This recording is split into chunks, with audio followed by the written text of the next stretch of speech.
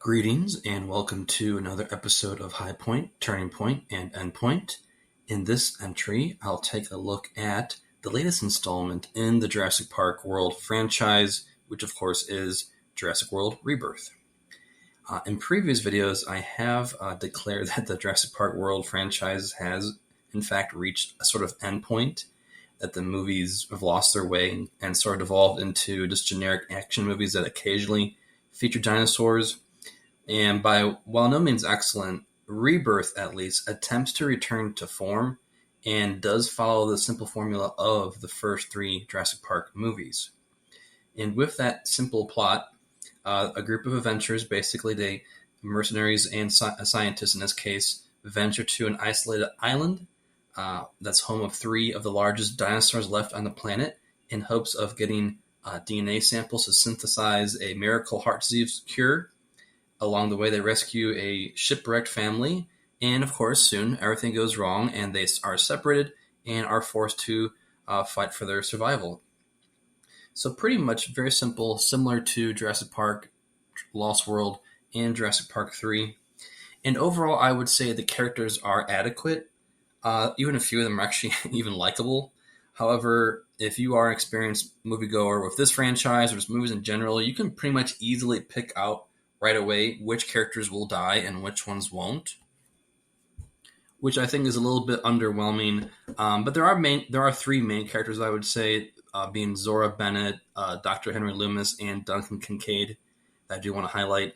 Zora, of course, is played by Scarlett Johansson, and is fine for the most part. Essentially, she plays her prototypical snarky Black Widow-esque persona that we've seen before in Marvel movies. So if you're a fan of hers, then you kind of know what to expect, what you're going to get out of her performance. Next, there's Dr. Henry Loomis, who offers some comic relief, but he doesn't overdo it. And while he's clearly not comfortable in his environment or out of his comfort zone, he's competent enough and usually is not a risk or a liability to the rest of the group. Then there's Duncan Kincaid, played by Mahershala Ali. And as I said in a previous video, my review video, he's really the star of the show, and nearly all the characters, not just him, are at like a proverbial crossroad in their lives where they've each lost something or someone. Zora's lost a friend of hers on a previous mission. Loomis's life is changing. His whole life's work's getting shut down. And Duncan recently separated from his wife because of the death of his son. And that really wears on him, and his emotions are very much on his sleeve throughout the film. His priorities from the onset, he's very clear that he cares more about making sure everyone survives, all of his friends and the family they rescue. He prioritizes that over the mission at pretty much every step of the way. And while it's a bit cliche, his survival elicited quite a bit of applause in my theater at the end. And I have to admit, even I myself was pretty relieved when he does survive the attack by the D-Rex, the Distortus Rex. And on that note, the dinosaurs, as usual, are strengths of the film. Visually, overall, breathtaking, much like the environment.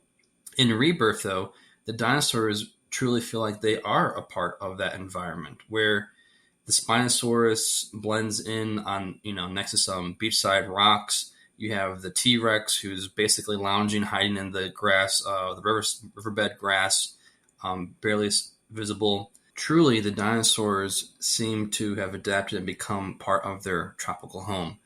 The one thing I will say the movie does bogus is the velociraptors. They're only in there for one scene and easily get killed by the mutodons. That I did not like at all. The dinosaur that deserves mention is the Mosasaurus, though. At last, finally, the aquatic behemoth from the franchise gets the time it needs. And while it seems like the crew is chasing more, the chasing of the Mosasaurus is reminiscent of Jaws. I would argue that the resemblance is more of an homage than a cheap copy. And then, of course, there is the Distortus Rex, which, unfortunately, we don't get a lot of information or details on, which is a bit disappointing. And I have made videos that I will put links to in the description below. But overall, Jurassic World Rebirth it's not a great movie, I would say. I'm not even sure if it's actually a good movie either. But it's certainly a crowd pleaser is how I would describe it. And I'd say it's worth seeing in theaters. The cinematography should be enjoyed on the big screen. New fans of the franchise, longtime fans, can find something that they enjoy about the film if they give it a good try or a good attempt. And as said before, Rebirth it's safe, by the numbers movie. Doesn't really add anything revolutionary to the franchise. And in addition to reusing past themes of corporate greed and exploitation, the one little theme it kind of features is that all of the characters are dealing with past significant uncertainties or trauma in their lives, and they have to learn how to live with that and live themselves throughout the adventure, basically. If it does accomplish anything, I would say it highlights how idiotic and half-hearted the attempts of Fallen Kingdom and Dominion were when they try to turn the franchise into Planet of the Dinosaurs. Furthermore, it's clear that every movie after Jurassic World had no plan. They're all so disjointed, and Rebirth undercuts that lack of overarching narrative. Rebirth tries to reset the playing field, and hopefully that is enough to turn the franchise around now that dinosaurs are somewhat extinct and only live in the tropical regions of the planet. Hopefully that allows for the franchise to kind of return to form, maybe some higher quality sequels in the future. We'll see about that.